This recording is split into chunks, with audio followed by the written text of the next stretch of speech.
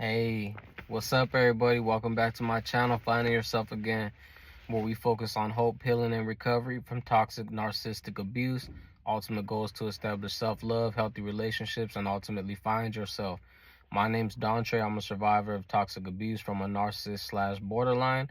And if you find these videos to be helpful to you, I ask that you subscribe, like, share, and watch any other videos on my channel that may be helpful to you. I ain't gonna hold y'all up, so with that being said, let's get into today's video. All right, so today I'm gonna talk about an important topic, the difference between authentic and superficial healing. Now, I know some of y'all probably reading this title and probably thinking, well, authentic, superficial. Like, I didn't know there was a true way of healing and a fake way of healing, right? So I'm gonna get into it, and I'm gonna describe what I'm talking about with this and what I mean with this topic. But first, you know how I do, I'm gonna get into the definitions of authentic and superficial. So first, we're gonna talk about the definition of authentic, right? So this is genuine, real, true to oneself personality, spirit, or character. Not counterfeit or copied. In the context of healing, it refers to a process that's honest, deeply felt, and rooted in genuine self-reflection and actionable change, rather than external appearance or validation. Some key aspects of this is going to be sincerity, honesty with self, consistency between inner beliefs and outer actions, and genuine growth, right? So those are some things to keep in mind with authentic healing. Now we're going to talk about the definition of superficial. Existing or occurring on the surface, not deep or thorough, lacking in depth, shallow. In the context of healing, it refers to an approach that focuses on external appearances, temporary fixes, or seeking outward validation without addressing the underlying emotional wounds or making fundamental internal changes. So that's a lot to think about right there, but you can think about it as like a fake way of healing and a true way of healing, right? And some key aspects of superficial is going to be shallow, skin deep, performative, primarily concerned with appearances, and lacking genuine substance. So if you find that you are doing things for those reasons, then it's more of a superficial way of healing, right? So let's talk about why this video and the importance behind it, right? So, PSA for today, right? Today's topic may strike a nerve for some, right? But it is crucial for genuine healing. The definitions of authentic and superficial as foundational concepts for this video. And I wanted to talk about one of the reasons that actually made me, sparked something in me to create this video, right? And it's because I saw a social media post, right? And this ain't the first social media post that I've seen like this. I've seen many others like this, countless ones in time, right? And I think, you know, like in today's time with social media, right, there is a lot of enablers and toxic supporters, and it's easier to do minimal effort in healing and feel like you're doing genuine healing due to the support that you're receiving from these enablers and toxic supporters, you know, as I like to call them. Remember that true healing takes work and dedication, as well as practice doing things differently than what you're used to doing. Don't get caught up in the outside validation. I think for early stages of therapy, it's actually a better idea to keep it more to yourself. And you're probably thinking, well, shouldn't you share the fact that you're healing with everybody? Mm, Not necessarily. I would think that it would be more beneficial to keep it more personal, at least in the early stages, to yourself and your mental health team, right? Social media is not your mental health provider, and this superficial support can provide a false sense of healing. For one, your healing journey is personal, right? For two, it's not authentic and appears more superficial when you're exhibiting behaviors that typically draw empathy, support from others online and in public, things like that. You may be wondering, well, Dontre, I thought you said we need to have healthy relationships. That's correct. But you need to ask yourself, is superficial support really helping? Or is it enabling things like victimhood, lack of accountability for your part in your life? The reason we get in bad relationships is because at the core, we are not healed. If you're anything like me, someone that takes healing very seriously, it could be triggering to scroll social media and see someone getting validation and social praise for doing minimal to no work on their mental health. This is especially triggering for people that are doing the arduous, authentic work that may not come with superficial praise or feelings, but it is the more meaningful, authentic way to heal. True healing is when you can have accountability for your life without going around blaming others for the choices in life, for your choices in life. I see many grown adults over 30 years old doing this. True healing requires in-depth self-analyzation, not surface-level gestures and attention-seeking behaviors. Real healing cannot be measured in time. I see people talking about in X amount of time, I'll be good. Neither you or any other living person knows how long healing will take for your specific situation. Think of healing as a skill that you can learn, but will need to practice often to maintain. It's not something that you just acquire and then you're just done healing and you don't have to engage with it anymore. Now in therapy, yes, there is a certain level, depending on your life situation and circumstance. There typically, generally, yes, you can get to a certain point in therapy where you can end therapy and stop going to therapy, and now you've acquired the necessary skills and things that you need to maintain your well-being, and healthy relationship stuff like that. But as far as healing and working and maintaining, this is a life thing. This is a lifestyle change. So next we're going to talk about the trap of superficiality in healing. The illusion of quick fixes. Social media can often promote a superficial view of healing. A quick post, dramatic tear, and boom, instant sympathy.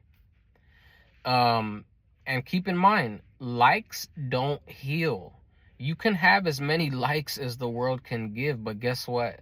That will not heal you. It will never heal you. External validation is fleeting and does not address internal wounds. External validation is fleeting. What does fleeting mean? It means it's coming and going. External validation is not consistent. It's not guaranteed. It's not something that you can always rely on, and it doesn't address your core internal wounds. It's not healing anything, you know what I mean? From external people, giving you sympathy and support and liking your post, that's not healing anything, you know what I mean? And if anything, it really just it really just shows your vulnerability to people on social media, which can be random people that you don't really know like that. The performance of healing. Some people may fall into the trap of performing healing for an audience rather than genuinely doing the work. This leads to an endless cycle of seeking external praise, which we've already talked about doesn't heal. I believe that as humans, we all seek external validation to an extent, but when I see people doing or saying things that are designed to pull sympathy, empathy, or emotional support, that's usually going to be a red flag to me, that this person cannot validate themselves. Because if you think about it, somebody who is constantly especially with the social media engagement and posts, like somebody who is constantly posting on social media their issues or problems, or even their healing, it could be, it's like, you don't it gives a sense that the person cannot really validate themselves, and that they constantly need support and validation externally. They don't have it within. Now, I'm not talking about somebody who is constantly, because there's a difference. Like, there's a difference in the content that people post. I'll just leave it as that.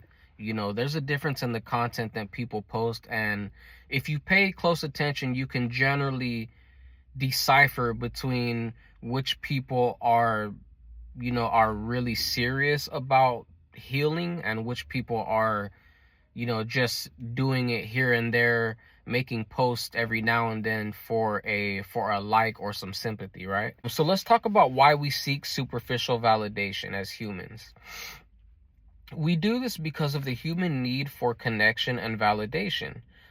But there is a difference between healthy, authentic validation and shallow, surface level, often addictive pursuit of likes and sympathy, which I kind of already addressed.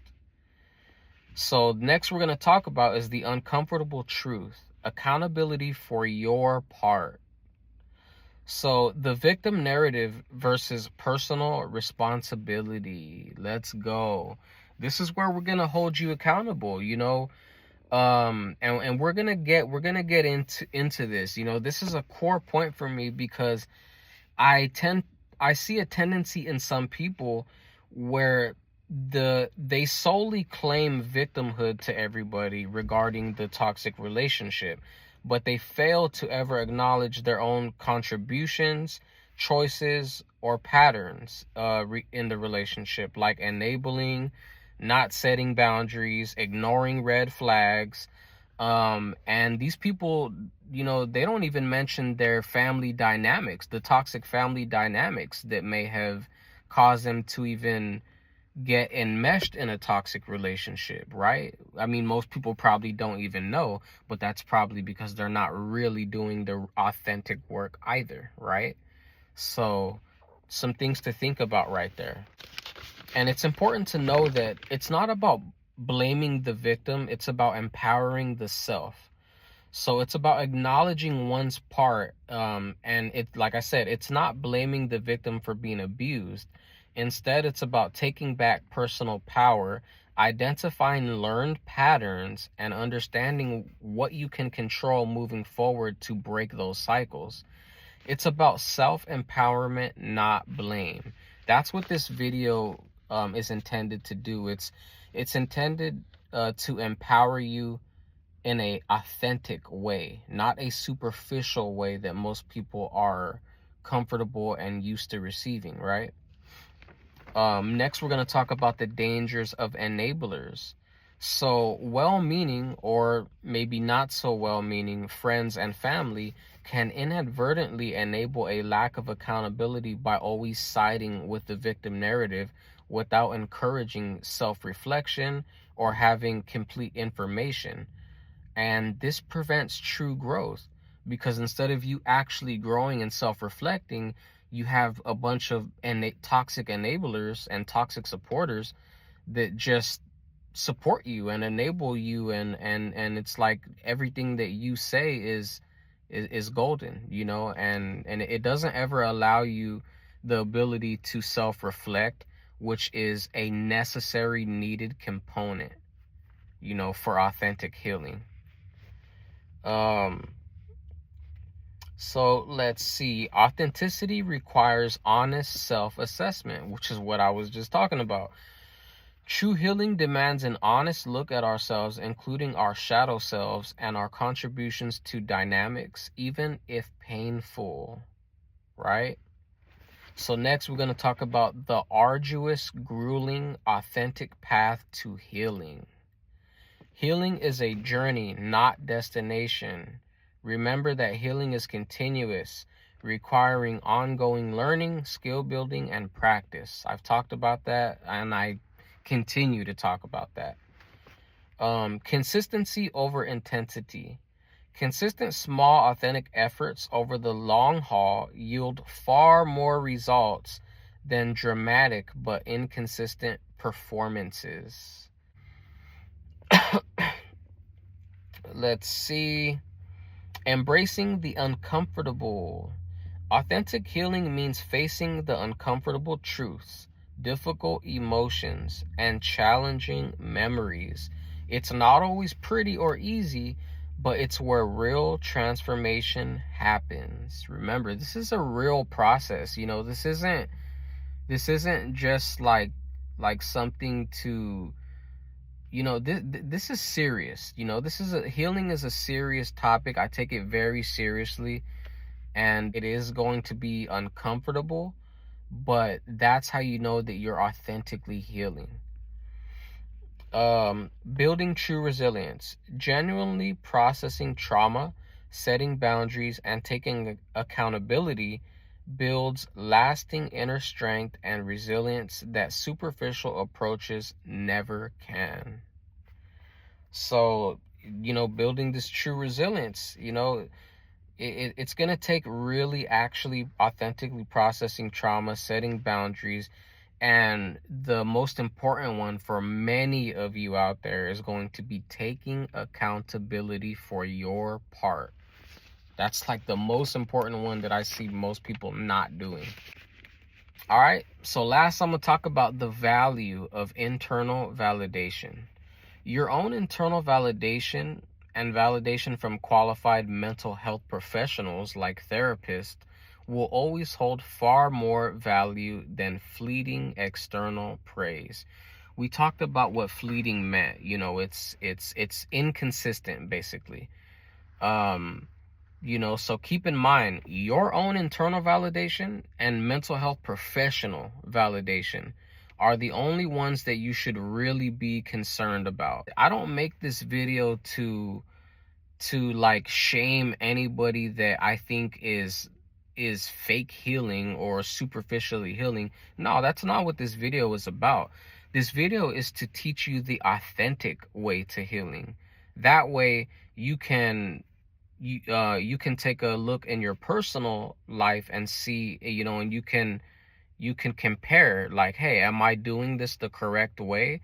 You know, because when I started my healing journey, I'm not doing everything correctly. I don't know how to heal. I don't know what this process is. I had to learn all of this stuff, you know. So, and in therapy and psychiatry and books and all this knowledge and stuff that I had to research, you know, and now I'm sharing it with you guys and stuff. But you know, we all don't know how to heal, otherwise we wouldn't need to be learning how to do it. You know, so this video is not to shame anybody, not to make anybody feel bad, but this video is to show you that, hey, there's a real, genuine, authentic way to do this that is going to get you there faster than what you think you're doing right now. You know, so I hope this video resonates with somebody. I hope that you got something from it. Y'all can check me out. I just made a new Instagram recently. It's Dontre Royal _, DONTREROYAL _. You can also hit me up on Facebook, Dontre Royal, DONTREROYAL. like the video, subscribe to the channel. I know that I'm getting views, but I'm not getting as much subscribers as I am the views, but I know that people are watching the content and resonating with it. So if you haven't subscribed to my channel, hit that subscribe button. It's the least you can do to help me out with this work that I'm doing. And yeah, like the video. Let me know, you know, what you're thinking about this content, anything you want to see next, or in particular. I hope you guys are taking great care of yourselves, practicing radical self-care, self-compassion, self-love. I hope you're eating nutritious foods, exercising, working on yourself, and ultimately learning who you are. I will see you guys on the next video. Stay tuned. I'm dropping them daily. See y'all in the next one. Have a good one. Bye.